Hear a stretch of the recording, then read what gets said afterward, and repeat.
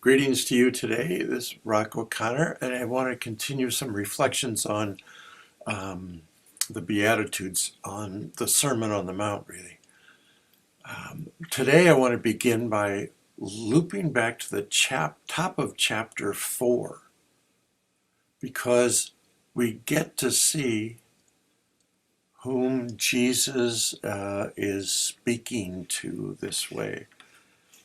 So I'm going to go in here to screen share and bring this up.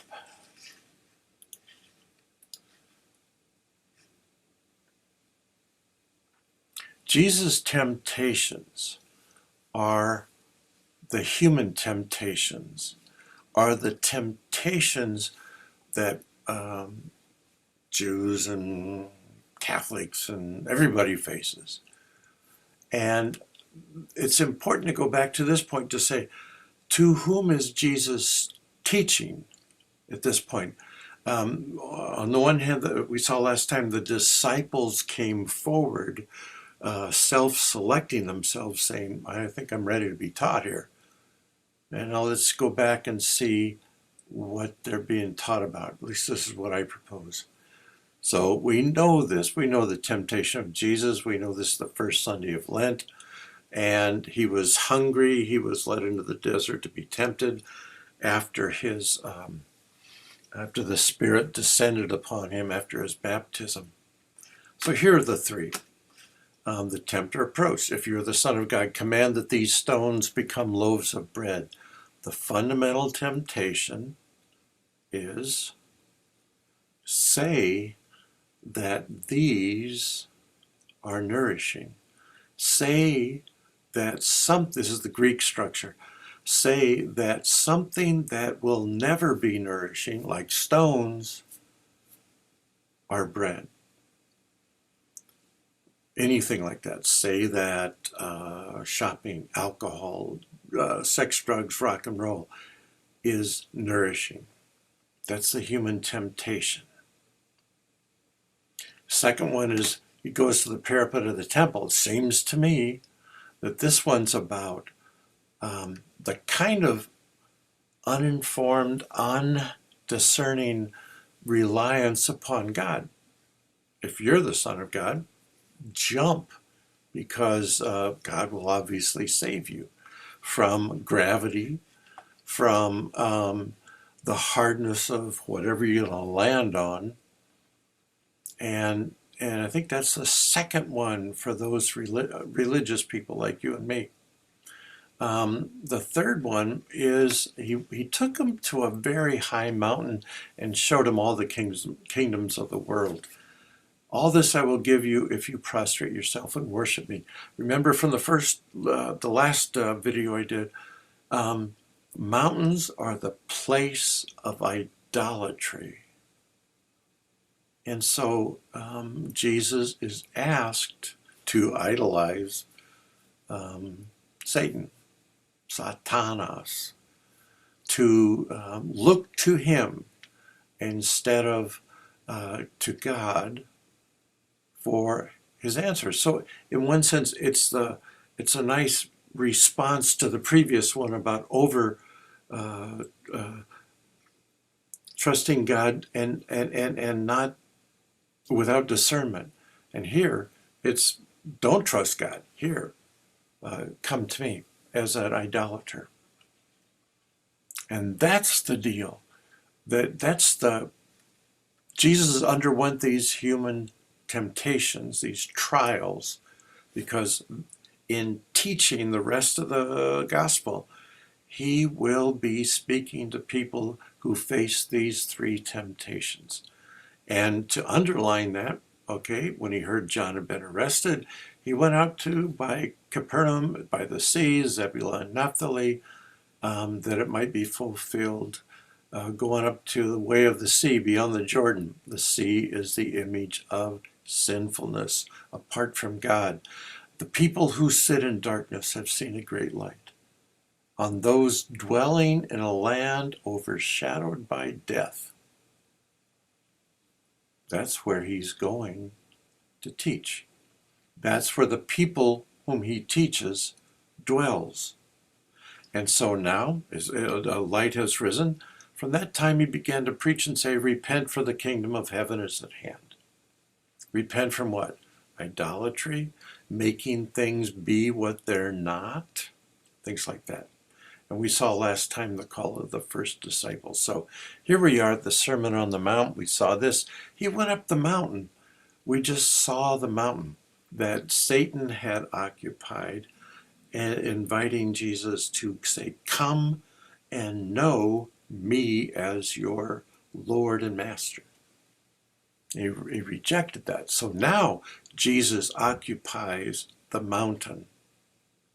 And he began to teach, saying, I'm just going to take these first 2 or 3.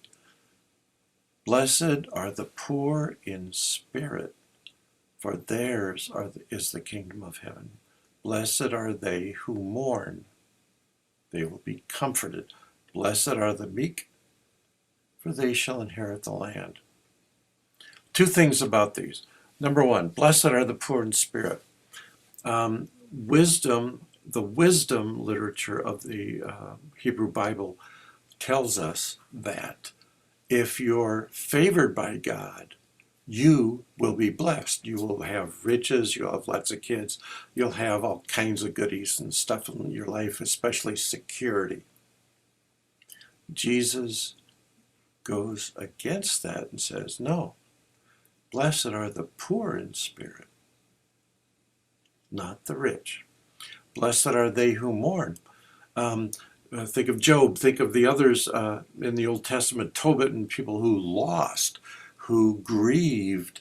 When they were restored, they were considered just.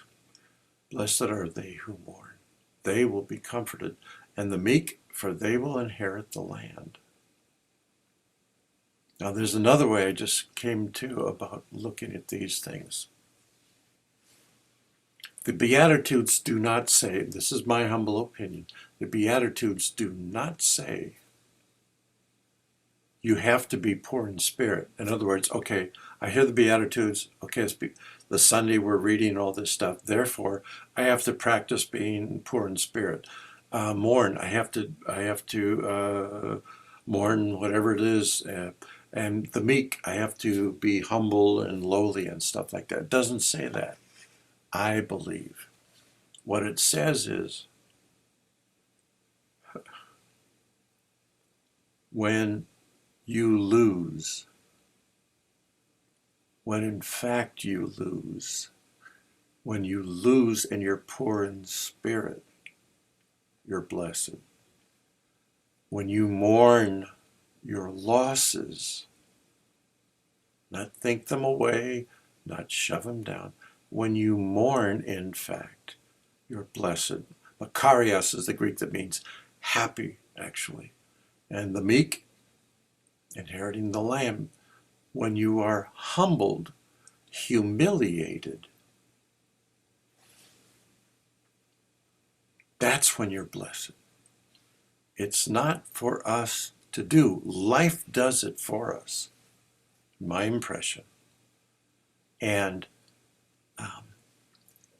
when we recognize how we are newly situated by the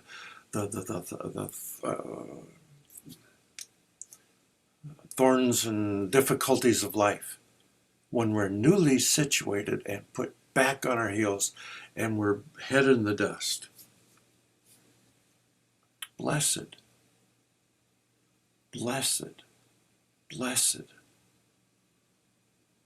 We don't have to pretend, we don't have to do anything like that. And I think what's happening with the Beatitudes, what I'll propose is that Jesus is going to address his followers, his disciples who are ready to learn, in terms of these things. Look, as a sinner, you will be an idolater. Yes, that's a fact, Jack. When you see that and are humbled, humiliated by that, blessed are you. When you lose the stuff you thought you owned or deserved, then you're blessed. We'll see this play out through the whole Gospel of Matthew. That being said, there's a few thoughts before Denali, the highest mountain on the North American peak between Anchorage and Fairbanks, Alaska.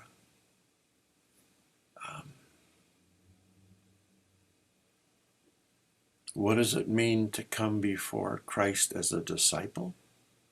I want to add meaning to what it means to be a sinner. It's data, and as we realize it, it's a state of blessedness, because within that, it's possible to be taught and embraced by Christ's love and mercy in a whole other way. So with that, may God bless us today, our world, all those people suffering and needing healing, that they may be blessed, that they may be blessed. God bless us all. Bye now.